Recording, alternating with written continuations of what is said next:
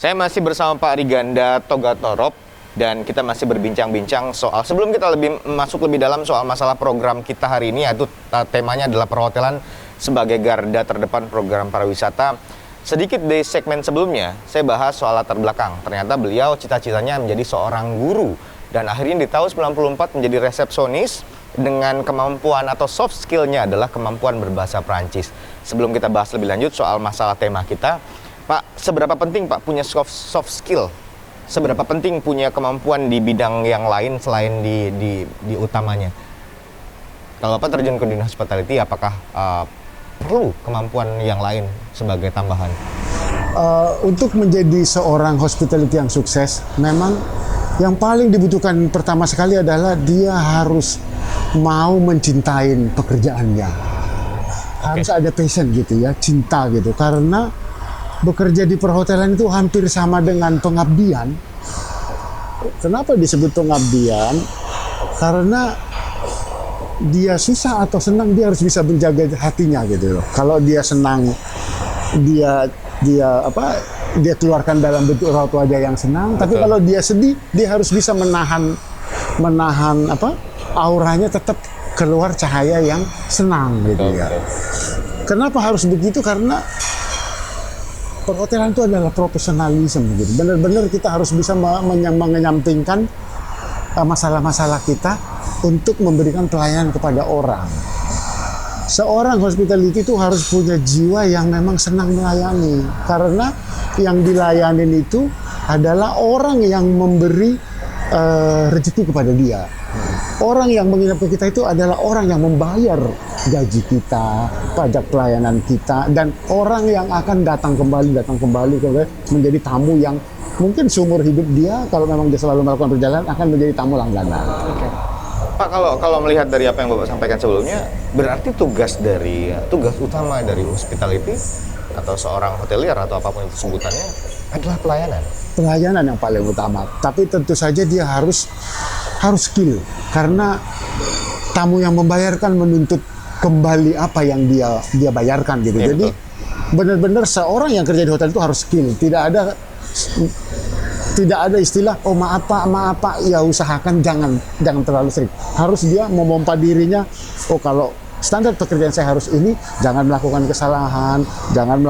Kalau juga melakukan kesalahan, jujurlah untuk mengatakan, saya mohon maaf, saya perbaiki, saya ini. Jadi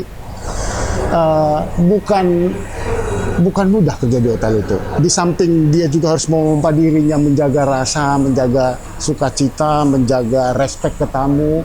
Dia juga harus memacu dirinya untuk tidak melakukan kesalahan, karena tamu itu sangat perlu dilayani sebaik-baiknya. Berbicara soal kesalahan, setiap manusia itu katanya tempatnya salah ya. Iya. Apakah Bapak selama kali ini pernah melakukan kesalahan yang Bapak masih ingat sampai sekarang dan akhirnya Bapak merubah itu? Masih ya Pak, pasti ada ya. Katakanlah umpamanya waktu kita cekotin tamu, bilnya tertinggal, bilnya itu tidak rapi, ada aja itu Pak. Kadang-kadang tamunya umpamanya pelayanan kita tidak bagus, akhirnya dia komplain. Setiap kesalahan itu kan menjadi cara buat kita untuk memperbaiki diri ya. Betul. Kita nggak mungkin luput dari kesalahan, meminimalkan kesalahannya yang paling mungkin. Nah itu juga saya tanamkan ke anak-anak, kalau kita melakukan kesalahan, jujurlah untuk mengatakan bahwa ya kita salah dan kita perbaiki. Okay. Dan tamu itu biasanya appreciate kok kalau kita secara jujur, ya saya mohon maaf, saya salah Pak, saya enggak gitu. Kita tahu mengakui kesalahan itu, meminta maaf itu tidak mudah bagi saya. Setiap manusia itu pasti berbuat kesalahan, tapi meminta maaf itu adalah hal yang cukup berat.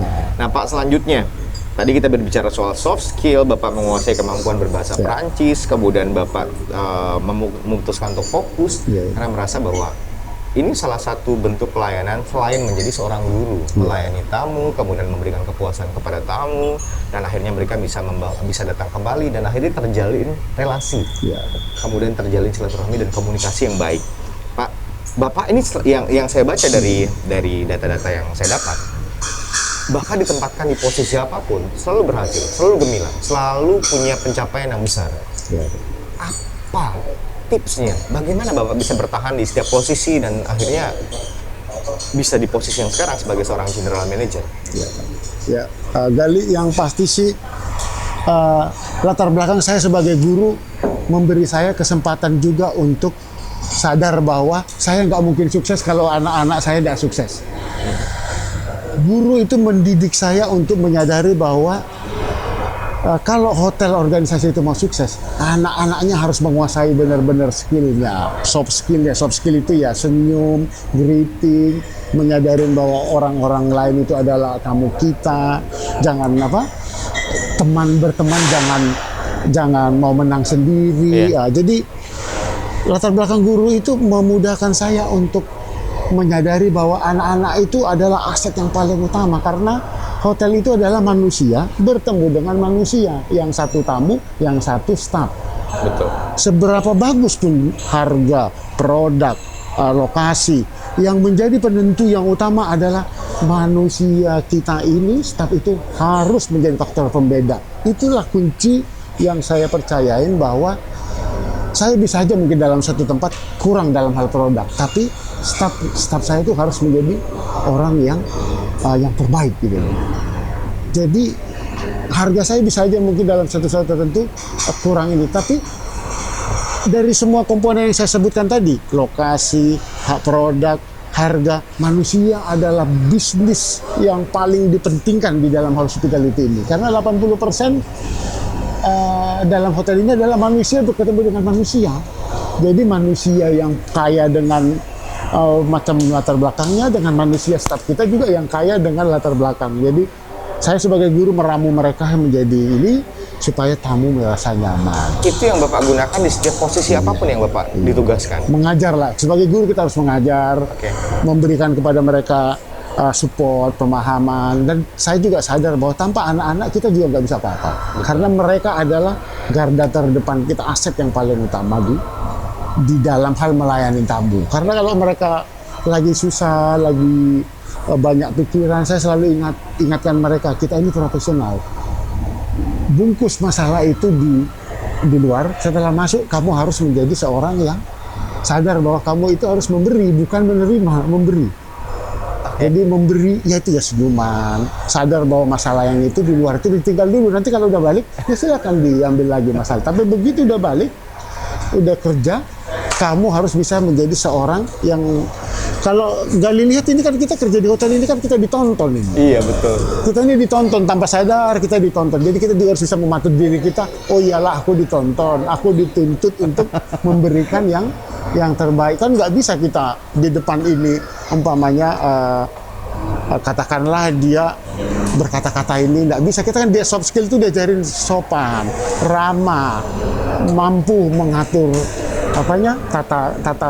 tata sopannya, kebersihannya, kerapihannya. Nah, itu yang soft skill yang paling berat ditanamkan ke ini, dan kerjasamanya tidak boleh egois, karena satu shift itu kan cuma 2 orang. Yep. Harus ada rasa menjadi bagian dari satu tim. Dan itu butuh proses, Pak ya. Butuh proses dan juga gemblengan dari pimpinan, atasan untuk memberikan contoh secara langsung. Dan kita harus contohkan. Betul. Berarti gaya kepemimpinan yang Bapak lakukan adalah dengan memberi contoh. Iya. Oke, pemirsa, ini menarik sekali. Kita harus tahu, dan kita juga tidak bisa memungkiri bahwa mungkin kalau Anda datang ke hotel manapun, teman-teman hotel pasti akan menyambut dengan ramah, senyum, dan sopan sekali. Walaupun kita tidak tahu di balik senyuman itu ada masalah apa di rumahnya, ada masalah apa dalam kehidupan mereka, kita tidak tahu. Tapi mereka berhasil selalu menjadi orang yang menjadi antar muka dari brand yang mereka bawa. Ya, salah satunya adalah Hotel Mercure Ibis Pontianak. Kita akan kembali nanti berbicara dengan Bapak. Kita akan masuk nanti ke tema utama kita adalah perhotelan sebagai garda terdepan program pariwisata. Kita tanya, apa sih pendapat Bapak pertama kali waktu datang ke Pontianak? Kesan-kesannya seperti apa dan program apa yang menjadi unggulan untuk Mercure Pontianak? Jangan kemana-mana, tetap di Gali Talk Show, Anyus TV Pontianak.